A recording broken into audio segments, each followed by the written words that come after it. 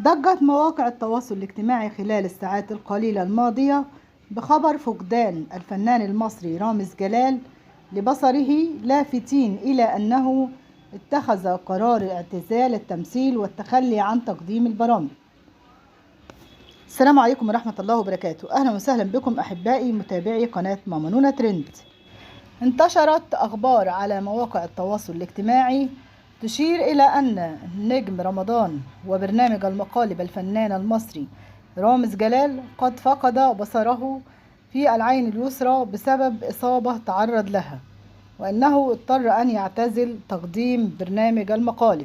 ألا أن مصدر مقرب من الفنان رامز جلال أكد أنه بصحة جيدة ولا حقيقة لفقدان بصره، وإنه يحضر لبرنامج المقالب المقرر عرضه في رمضان المقبل.